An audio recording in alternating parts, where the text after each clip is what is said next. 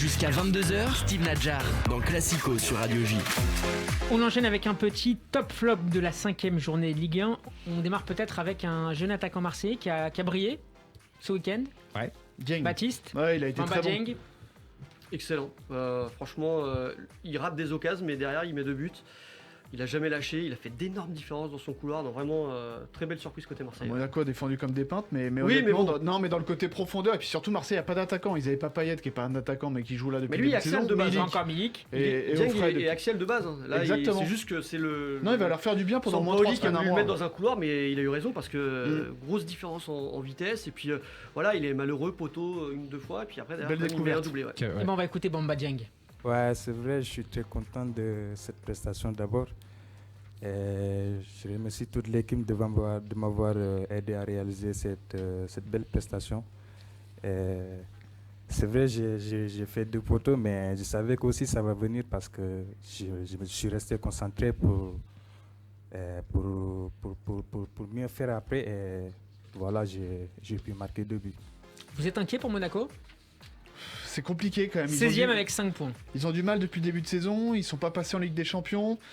J'attends de voir, mais c'est vrai qu'à chaque fois la méthode Kovac dans ses différents clubs, au bout d'un moment ça coince. Donc j'espère que pour Monaco ça coince pas trop tôt. Julien? Un peu. Là, ils ont gardé un socle, mais pas le socle défensif. Non. C'est vraiment très compliqué défensivement. Après, il faut espérer que des joueurs comme Tchouaméni, Fofana, Ouais. que Diop. Ben Yedder a peut-être un peu plus de réussite. Diop, on a eu contre 3 lors des journées précédentes. Voilà, faut espérer que ça reparte du côté de l'ASM. Mais c'est vrai que moi, ce qui m'inquiète énormément, là, c'est la défense de Monaco. On enchaîne avec Lyon qui s'est imposé hier soir en clôture de la 5e journée. Victoire des Gaunes 3-1 contre Strasbourg pour les premiers matchs et les premières minutes de Shaqiri et de Boateng. On écoute le coach lyonnais Peter Bosz, plutôt satisfait mais pas trop non plus. Non, le premier mi-temps, c'était pas bien, il faut le dire. À mon avis, Strasbourg était meilleur que nous. Jusqu'au but, on n'a rien montré. On a perdu beaucoup de ballons faciles. Vraiment là, on n'a pas bien joué.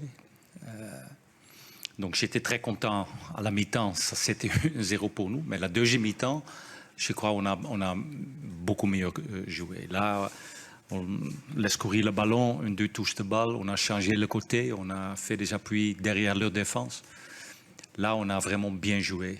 Aussi défensivement, on était plus compact.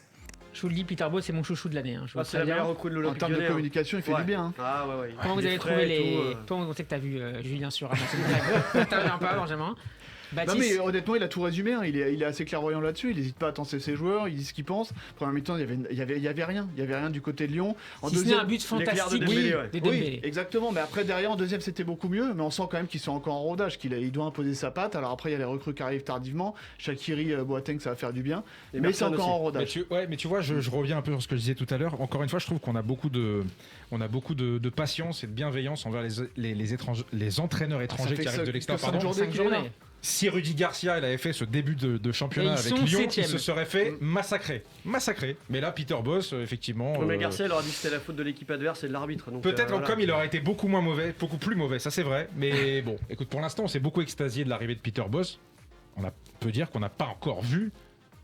On enchaîne avec Peut-être cette dimanche fois en flop, prochain. Bordeaux. Ouais, Peut-être PSG Lyon peut-être dimanche. PSG Lyon dimanche. Ouais. Un autre entraîneur étranger est lui en vraie difficulté. Petkovic à Bordeaux, lanterne rouge. Ah ouais, là c'est très très inquiétant, surtout quand on connaît la saison dernière de Bordeaux. C'est ça qui fait peur, c'est l'enchaînement des saisons.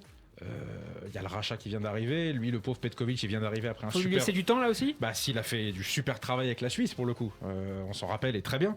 Mais enfin, Pas le même matériel quand même. Moi je sais pas ce qu'il est venu faire ici en Ouais, fait, je ouais. comprends pas en fait l'intérêt pour aussi de retrouver un club etc, peut-être un autre environnement, mais très sincèrement il arrive, c'est le feu parce qu'ils ont un recrutement, on va voir, parce que personne connaît quasiment les joueurs qu'ils ont recrutés, c'est tardivement. Honnêtement, je sais pas ce que veulent les Girondins. Il va falloir du temps, ils l'ont dit, hein, c'est une saison de transition, il y a des dettes, etc. Bon, le Donc là flac- pour cette année, s'ils se maintiennent, ce sera déjà très très bien.